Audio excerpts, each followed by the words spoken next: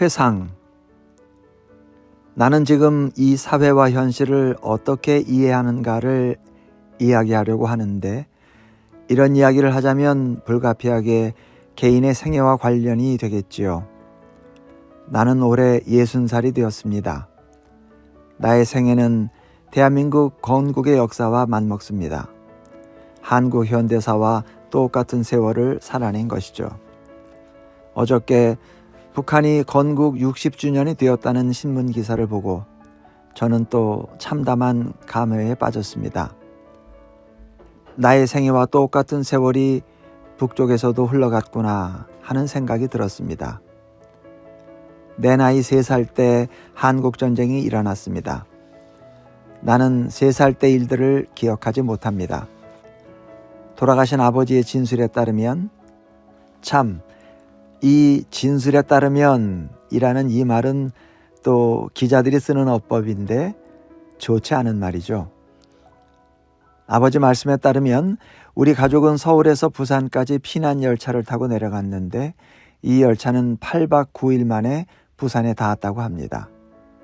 가다가 고장이 나서 역에서 서면 피난민들이 내려서 밥해 먹고 또 가고, 폭격이 오면 못 가고, 뭐 이래가지고 서울에서 부산까지 겨우 내려간 것이겠죠. 우리 가족은 피난열차 지붕 꼭대기에 매달려서 부산까지 갔습니다. 열차의 지붕에 피난민들이 개미떼처럼 들러붙어서 부산까지 내려가는 것이죠. 많은 아이들이 부산까지 가는 도중에 죽었습니다. 졸다가 떨어져 죽고, 바람에 날려가서 죽고, 터널을 지나갈 때 천장에 늘어진 콘크리트 구조물에 머리가 부닥쳐서 죽은 아이들이 무수히 많았답니다. 나는 안 죽고 살았습니다. 나는 안 죽고 살아서 오늘날 이 나라의 소설가가 되었습니다. 이 열차가 부산까지 왔는데 그럼 열차 안에 객실은 어떤 모습이었느냐? 객실 안에는 이 나라의 고관 대작들이 세퍼트와 피아노를 싣고 식모, 부리는 놈 다 싣고 심지어 요강까지 거기다 싣고 내려온 자들이 있었다는 겁니다. 그것은 우리 부모님의 목격담입니다. 내가 3살 때 내 조국은 그런 나라였습니다. 나는 그런 조국을 증오하면서 살았습니다. 용서할 수 없는 조국이지요. 그러면 지금 내 조국은 대체 어떠한 나라인가를 나는 또 생각하는 것이죠. 그로부터, 그 피난열차의 풍경으로부터 우리는 과연 얼마나 진화한 나라를 만들어 왔는지 나는 돌이켜보고 있습니다. 어제 신문에서 북한이 또 건국 60주년을 맞았다는 기사를 보면서 그런 날들이 불가피하게 생각이 났습니다. 나는 피난지 부산에서 유년 시절을 보냈습니다.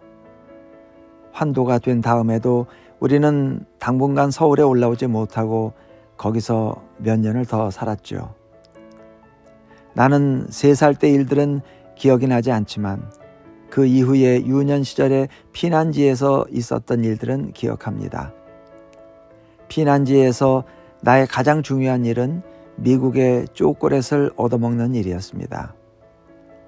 부산 대신동에 미군 병참부대가 있었는데 거기 가면 철조망에 미군 보초병들이 나와서 철조망 밖에 모여있는 아이들을 향해, 피난민의 자식들을 향해서 초콜릿을 던져주었습니다.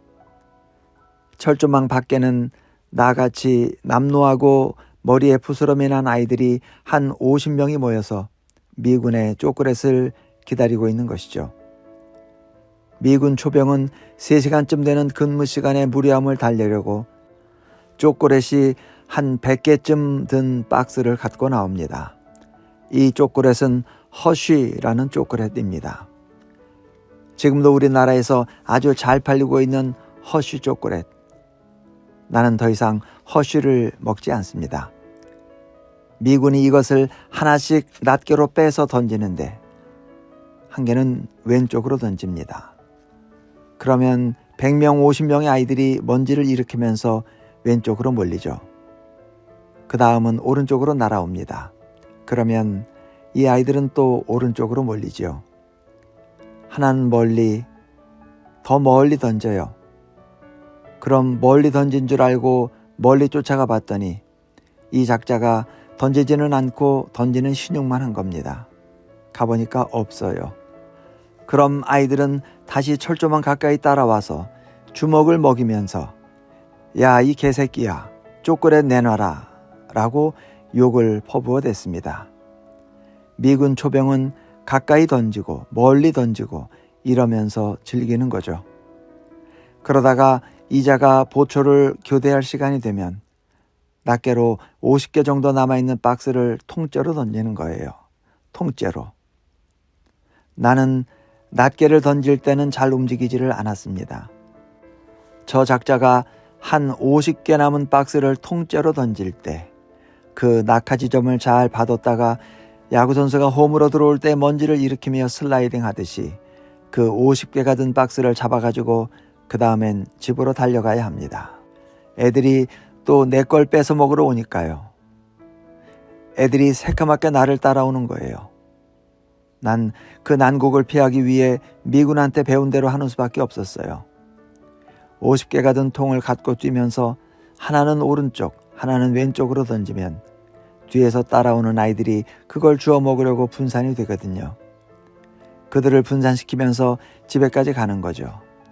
집에 가면 한 20개쯤 남아요. 그러면 어른들이 머리를 쓰다듬어주고 야, 진짜 잘했다 그러죠. 그때 초콜릿을 처음 먹었어요. 초콜릿을 처음 먹은 날 깜짝 놀랐습니다. 세상에 이렇게 맛있는 게 있구나. 이것은 마치 심청이 아버지가 눈을 뜨는 것과 같았죠. 이렇게 맛있는 것이 이 세상에 있다는 것에 대한 놀라움, 그야말로 천지가 개벽하는 느낌이었습니다. 그때 어린아이의 감수성이 완전히 뒤집어지는 거죠. 허쉬 초콜릿을 들고 일가족이 사진관에 가서 초콜릿을 든 아이를 가운데다 세우고 기념사진을 찍은 집도 있었습니다. 그 사진이 아직도 남아 있습니다. 그것이 건국 60주년을 맞아서 나의 머리에 떠오르는 상념들이죠. 그 슬픈, 비통한 기억들. 내 조국이 그 어린 나에게 가져다준 기억들입니다. 부산 거리에는 양공주들이 많았습니다. 미군을 상대로 몸을 파는 그 여자들을 어른들은 양갈보라고 부르더군요. 나는 양갈보를 보고 깜짝 놀랐습니다. 세상에 저렇게 아름다운 선녀 같은 여자가 있구나. 그 옆에 가면 이상한 향기가 났습니다. 우리 엄마나 우리 할머니나 우리 이모의 아름다움하고는 전혀 다른 것이었죠. 우리 엄마나 이모는 우중충하잖아요. 그렇죠. 우중충하고 꾀죄죄하고 흑백이에요. 그런데 이 양공주라는 여자들을 보면 밝고 화사하고 우리가 경험하지 못한 놀라운 낯선 아름다움을 갖고 있었던 여자였어요. 난 그 뒤를 따라다녔습니다. 그런데 우리 어른들은 그것이 아니라는 겁니다. 전현들은 죽여 마땅하고 사회에서 추방해야 할 마땅한 악이라고 하더군요. 나는 그 까닭을 몰라서 너무나 혼란스러웠습니다. 어렸을 때 본 세상은 너무나 무서웠어요. 난 전쟁이 무엇인지 몰랐습니다. 그 어린아이가 무슨 전쟁의 의미를 알았겠습니까? 다만 전쟁은 세상을 두들겨 부수는 어른들의 행위라는 것만 알았어요. 우리가 사는 마을을 때려 부셔야 할 이유가 뭔지를 몰라서 너무나 답답하고 슬펐습니다. 그걸 누구한테 물어볼 수도 없었습니다. 아마 물어봐도 대답을 못했겠지요. 그런 시절을 부산에서 보내면서 자랐습니다. 그러고 좀 더 자랐을 때 폭격으로 무너진 대동강 철교에 피난민들이 개미떼처럼 들러붙어서 강을 건너오는 사진을 보았습니다. 그 사진이 아마 퓰리처 상인가를 받았던 유명한 사진이죠. 그것은 6.25를 겪은 우리 시대, 우리 조국의 풍경을 대표하는 사진입니다. 그걸 봤더니 그 무너진 철교를 건너서 넘어오는 피난민들은 어느 나라의 국민도 아닌 것 같았어요.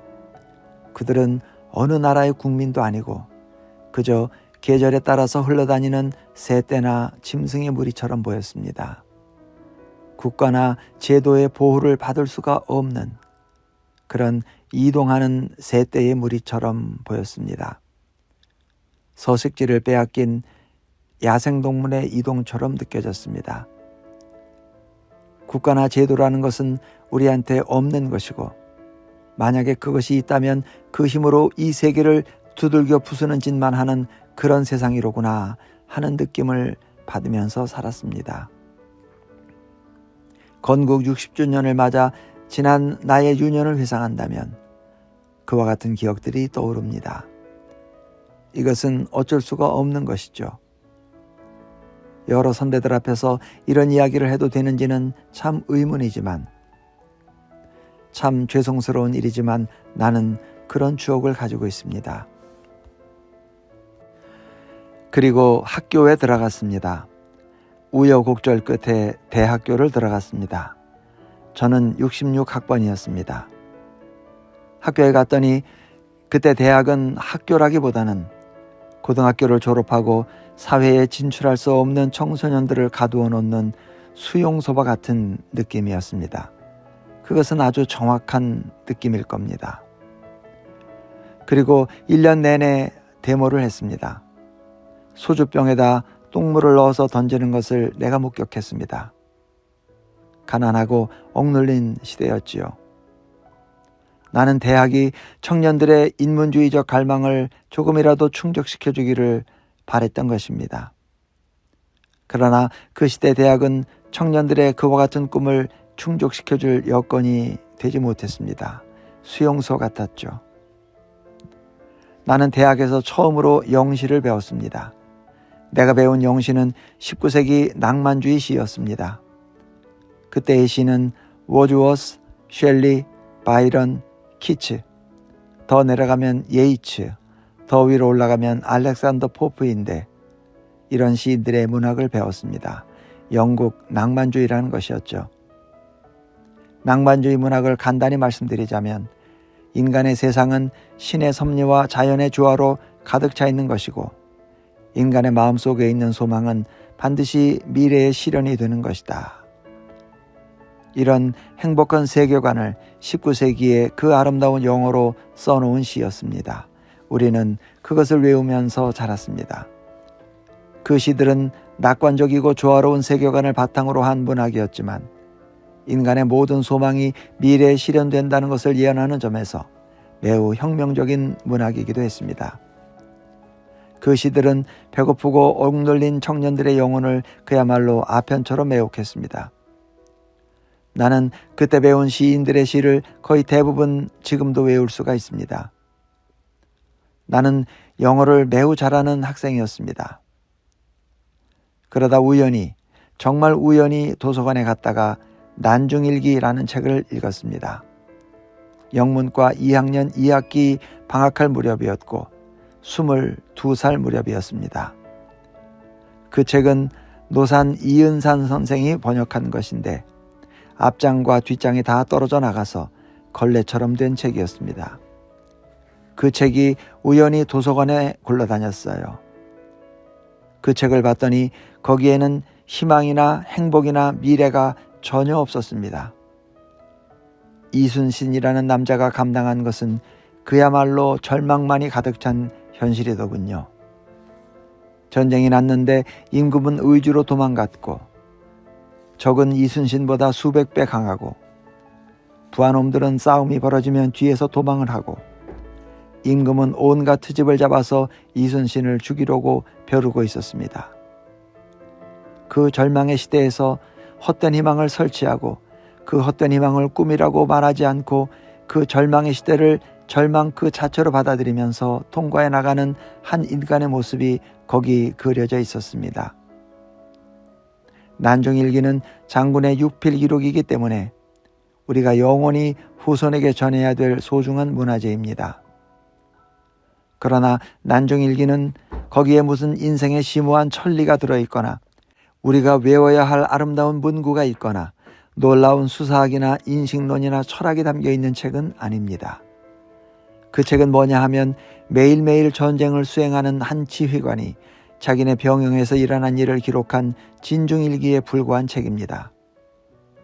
말하자면 이 책은 대학에서 교재로 채택할 만한 책은 못 되는 것이지요. 그러나 그 책은 내 젊은 영혼을 뒤흔들었습니다. 난 그 책을 읽은 다음에 이런 생각을 했습니다. 젊은이의 아주 난폭한 생각이었겠죠. 학교에서 가르치는 이 낭만주의 문학이라는 것은 매우 아름답고 원대한 이상을 표현한 문학이지만 이것이 인간의 현실 전체를 말하기에는 매우 빈약하구나, 한 반쪽 정도밖에 안 되겠구나 하는 생각이 들었습니다. 미숙한 젊은이의 난폭한 생각은 그런 것입니다. 지금도 젊은이들은 그렇겠죠. 나는 난중일기를 읽은 그때부터 학교가 싫어졌습니다. 2학년 2학기 때 학교가 싫어졌고 영문학이 싫어졌고 데모로 지고새는 이 어수선한 학교가 싫어졌습니다. 결국 학교를 때려치워버렸습니다. 마침 집에 돈도 없어서 등록금을 낼 수도 없었습니다. 이것이 내가 받은 교육의 전부였습니다.